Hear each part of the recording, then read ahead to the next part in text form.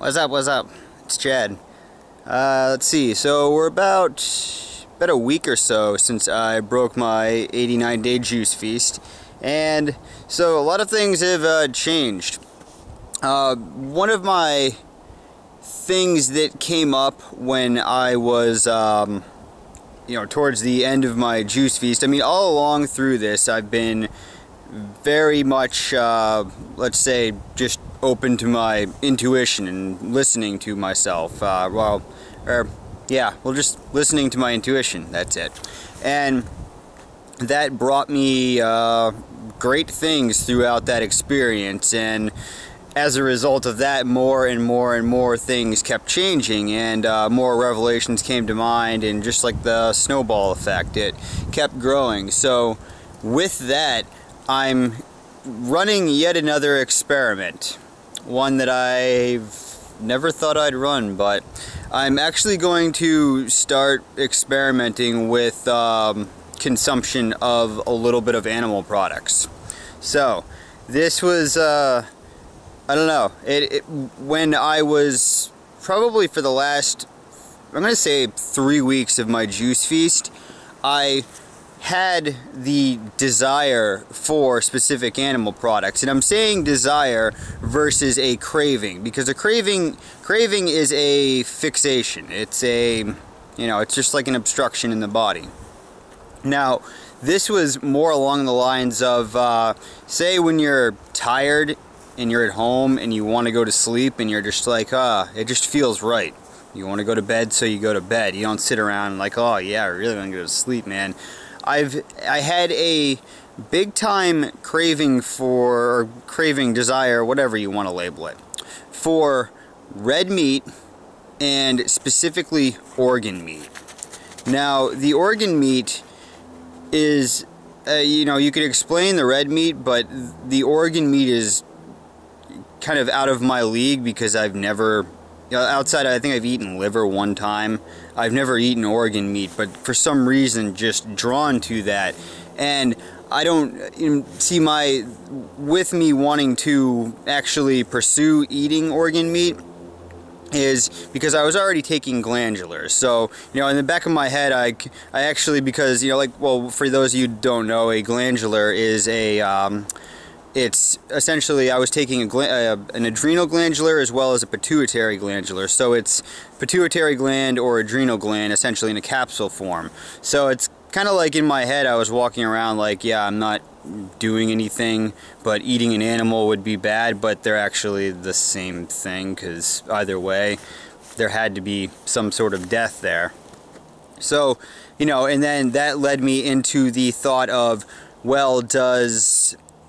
like when you're dealing with herbs, fresh herbs are always better. So likewise would the consumption of a fresh, whatever it is. Specifically, it was kidney and heart and bone marrow.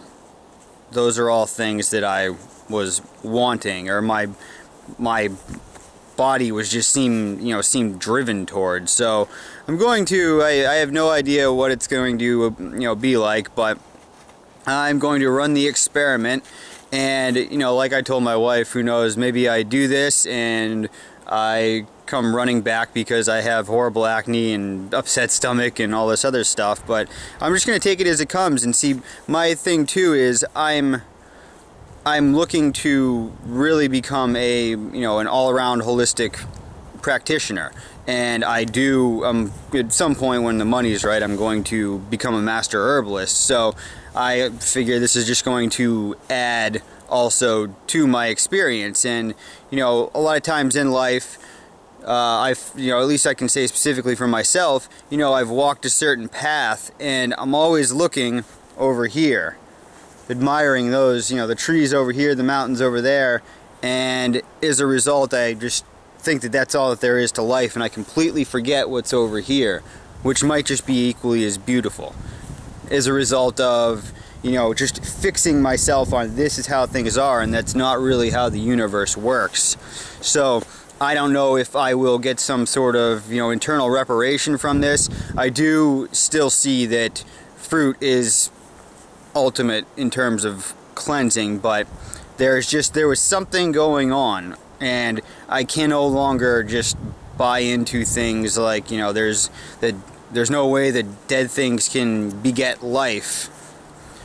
So I'm going to experiment with that, and also on top of that too, with some of my ethical thoughts, it's, you know, what is more ethical, me obtaining local foods, which I can get a lot of the stuff that would be needed, I can get at farms that are 2 and 3 miles away from my house, versus having things shipped in from across the country or across the world. And you know, a lot of this led me to kind of what eventually made me, was the kind of the kick in the ass that got me over this, was I was eating coconuts, because when I broke my feast, I went and got a bunch of watermelons and coconuts, and the you know, coconuts, when I decided to eat the meat, because there was something that I needed, so I was like, coconut meat it is, you know, build me up neurologically, whatever. So, and I'm eating this stuff, and every time I ate it, I started tweaking, and it was just not feeling right. And you know, I really did some research on how coconuts, the young Thai coconuts, are processed, and it's horrible. They dip them in tons of formaldehyde and other chemicals, and you know, workers are exposed to that, and it can get inside the coconut, and so then you do all that, and then you ship it all the way over to New England so I can sit here and eat coconut meat, and they're just, to me, seems unethical. So I don't know, I'm just exploring a lot of things. I've smashed a lot of my old beliefs, and I'm just gonna see what works, because that's what I'm trying not to adhere to anything that would be considered a dogma, and I just want to see what works, what is the, you know, what's the path of least harm that can be done for myself, for the environment, to other human beings, and I'll just see how it goes. I don't know. I'm not saying anything does or does not work, but I'm on a quest to see what works for me, and to just see what I can do to bring myself to the next level, as well as harming as little as possible in the process. So anyways, that's my update for today, and yeah, I got a whole ton of other ideas too, so fun ones, but that's another day. So subscribe to my videos, send me any questions or comments you might have, and of course, go out and have fun. See ya.